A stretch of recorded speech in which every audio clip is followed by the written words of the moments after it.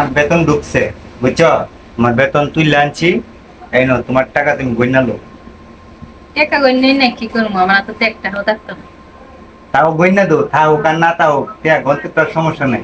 1 2 3 4 5 6 7 8 9 10 11 12 13 তো 14 সারা মাস পরিশ্রম করার পরে 17 18 19 20 এন 40-42 হাজার টাকা 43 হাজার টাকা আছে। তো আমার বোর সারা মাসের পরিশ্রমের টাকা, তো বাসা ভাড়া টাসা ভাড়া দিয়া দোকান বিল দিয়া থাকবে না কিছুই, ঠিক আছে? তাও এন থেকে কিছু 43 হাজার লাখার চেষ্টা করি মানে টাকা পাইছি তো খুশি। এই যে ফেসিয়াল এই টাকা আমি বুইরা আঙ্গুল, হ্যাঁ। তো হ্যাঁ, এ টাকা পাইছে, পরিশ্রম করছে, 42-43 হাজার টাকা থাকবে না। কিস্তি আছে, গড়বড়া আছে। আমার তো আর প্রতি মাসে মাসে 10-11 হাজার টাকা যায়। আর আমরা ভাবতেছেন যে ফেসবুক থেকে মনে হয় ভরপুর ইনকাম, না ভাই, না। আমরা কোনো ফেসবুকে ইনকাম করি না। আমরা এমনি একটু বিনোদন দেই, যে আর সময় যদি কোনো একদিন করতে পারি, অবশ্যই সবাই মিষ্টি খাও। ফেসবুকের টাকা আমার ইনকামের টাকা না। তো এমন তো প্রতি মাসে মনে করেন 40-42 হাজার টাকা আসে, লাগি তো বইয়ে বইয়ে খাওয়া।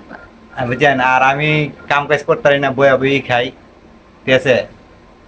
আমি অসুস্থ মানুষ, হুম। আর সবাই জানে না, ফাঁকে ফাঁকে পাইলে কাজ করি, না এলে নাই। না, আমি ব্যাংকে গেছিলাম এই লিগা। তো অবশ্যই আমাদের জন্য দোয়া করবেন। আমরা যদি আমার কোনো জন্য একদিন দোয়া করবেন যাতে আল্লাহ আমার শরীরটা সুস্থ রাখে। আমরা দুইটা মানুষ খাবানি লাগে আমার পরিশ্রম করে।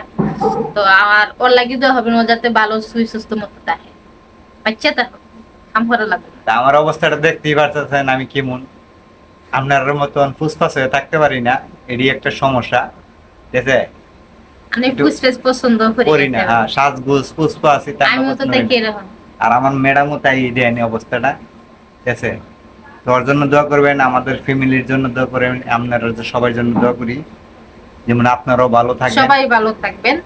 আর যে অবস্থা এই বর্তমান বছরের একটা শেষ মুহূর্তে, তেমন ইনকাম নাই এখন। হ্যাঁ, ডিউটি কমে গেছে, ওভারটাইম হইলে টাকা, ওভারটাইম নেই।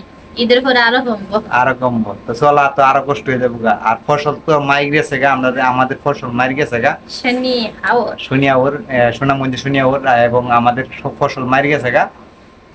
আমরা গরিবরা চলতে অনেক কষ্ট হয়ে যাবো গা। কাম জানা তাহলে কেন? আর ঢাকা শহরে আছি তো শৈলে বাঁচবো না, মোটামুটি খাইতে পারবো চইলা ফিরে। তো আশা করি বুঝতে পারছেন সারা সবাই। মাস বাকি খাইবো, আর মাস শেষে বিল দিয়ে দিব হ্যাঁ, নাকি? সবাই ভালো থাকবেন, আল্লাহ হাফেজ।